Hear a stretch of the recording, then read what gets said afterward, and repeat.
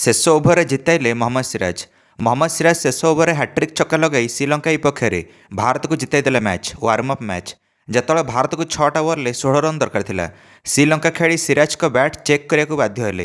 Match ପରେ ଶ୍ରୀଲଙ୍କାବାଲା ଭାବୁଥିଲେ ସିରାଜ ଏତେ ଭଲ ଭାବରେ କେମିତି ମିଡିଲ୍ କରି ଛକା ଲଗାଇବାରେ ସଫଳ ହେଲେ। ତ ପ୍ରଥମ ଇନିଂସରେ ସିରାଜ ବ୍ୟାଟିଂ କରିବା ପାଇଁ ଯେତେବେଳେ ଆସିଥିଲେ, ଶ୍ରୀଲଙ୍କା ବୋଲର୍ସମାନେ ବହୁତ ହଇରାଣ କରିଥିଲେ ସିରାଜକୁ, ଆଉ ସିରାଜ ଗୋଟିଏ ବଲ୍ ମାରିବାରେ ବିଫଳ ହୋଇଥିଲେ। କିନ୍ତୁ ଦ୍ୱିତୀୟ ଇନିଂସ ପୂର୍ବରୁ କେଏଲ୍ ରାହୁଲ କହିଥିଲେ କେମିତି ବ୍ୟାଟିଂ କରିବାକୁ ହେବ ଶ୍ରୀଲଙ୍କା ମାଟିରେ ଶ୍ରୀଲଙ୍କା ବୋଲିଂ ପ୍ରତି। ଗତକାଲି ବୋଲର ଗୁର୍ନର ବ୍ରାର ଦ୍ୱିତୀୟ ଦିନ ଶେଷ ଓଭରରେ ଏଣିକି ବ୍ୟାଟିଂ କରିବାକୁ ମୌକା ପାଇଥିଲେ, ଆଉ 24 ରନ୍ ମାରିଥିଲେ ଗୋଟିଏ ଓଭରରେ। ଗୋଟିଏ ଓଭରରେ 4ଟା ଛକା ମାରିଥିଲେ ଗୁର୍ନର। ଭାରତ ନିଜ ପ୍ରଥମ ଇନିଂସରେ 357 ରନ୍ କରିଥିଲା ଆଉ ଡିକ୍ଲାର ଦେଇଥିଲା ଦ୍ୱିତୀୟ ଦିନ ଖେଳ ଶେଷ ପରେ। ଗୁର୍ନର ବ୍ରାର 18 ବଲ୍ରେ 36 ରନ୍ କରିଥିଲେ।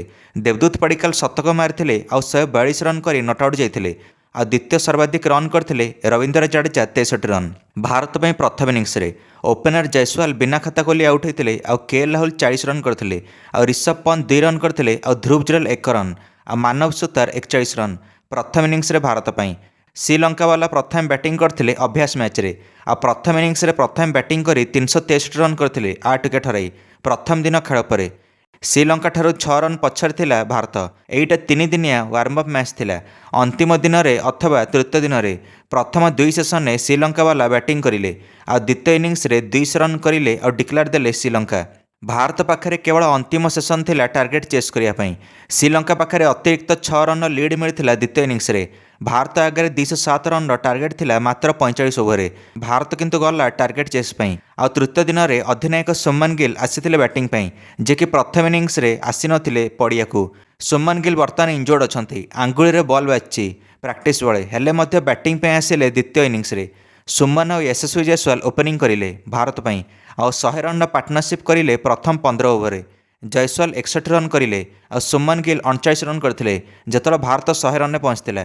ଜୟସ୍ୱାଲ 61 ରନ୍ କରିକି ଅଲଗା ବ୍ୟାଟରକୁ ମୌକା ଦେଲେ, ରିଟାୟାର୍ଡ ଆଉଟ୍ ହୋଇକି ପାଭିଲିୟନ୍ ଗଲେ, ଆଉ ସୁମନ ଗିଲ୍ 44 ରନ୍ କରି ଆଉଟ୍ ହେଲେ। ରିଷଭ ପନ୍ତ ତାପରେ ଆସିଲେ ବ୍ୟାଟିଂ କରିବା ପାଇଁ, ଆଉ ପ୍ରଥମ କିଛି ଓଭର ମଜା ନେଲେ ଶ୍ରୀଲଙ୍କା ବୋଲିଂର। ଶ୍ରୀଲଙ୍କା ଭାବିଲା ଭାରତ ଡ୍ର ପାଇଁ ଯିବ ଯେମିତି ରିଷଭ ପନ୍ତ ଏଣିକି ବ୍ୟାଟିଂ କରୁଛନ୍ତି, କିନ୍ତୁ 22ଟା ବଲ୍ ଗଲା ପରେ ପ୍ରଥମ ଛକା ଲଗାଇଲେ ରିଷଭ ପନ୍ତ।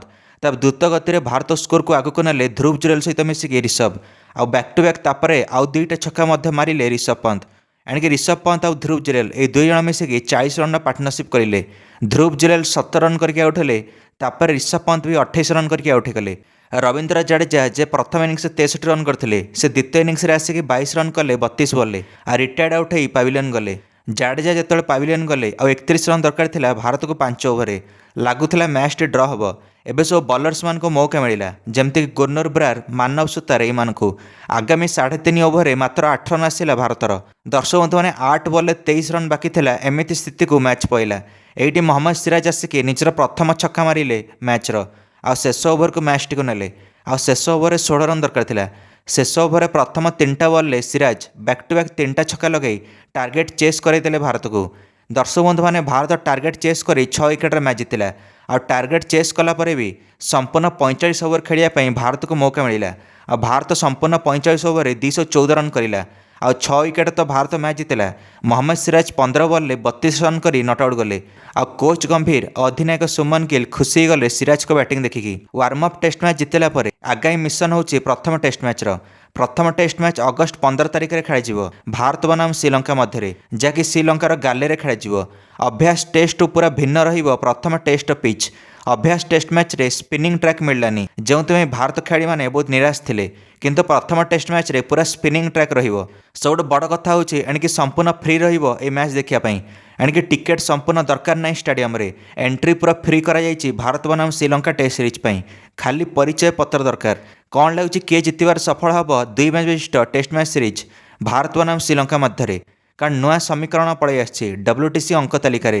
ଚଳିତ WTC ସାଇକେଲରେ ଭାରତକୁ 9ଟା ଟେଷ୍ଟ ମ୍ୟାଚ୍ ଖେଳିବାକୁ ପଡ଼ିବ, ଯେଉଁଥିରେ ଭାରତକୁ 8ଟା ଟେଷ୍ଟ ମ୍ୟାଚ୍ ଜିତିବାକୁ ପଡ଼ିବ WTC ଫାଇନାଲରେ ଜାଗା ବନାଇବା ପାଇଁ 2027ର। ଆପଣମାନେ କ'ଣ ଲାଗୁଛି ଭାରତ ପ୍ରବେଶ କରିପାରିବ କି WTC ଫାଇନାଲ 2027ର? ନିଶ୍ଚୟ ମନ୍ତବ୍ୟ କମେଣ୍ଟରେ ଦେଇ ଭିଡ଼ିଓକୁ ଲାଇକ୍ ଆଉ ଚ୍ୟାନେଲକୁ ସବସ୍କ୍ରାଇବ୍ କରିଦେବେ ସମସ୍ତ କ୍ରିକେଟ୍ ଅପଡେଟ୍ସ ପାଇଁ। ଧନ୍ୟବାଦ।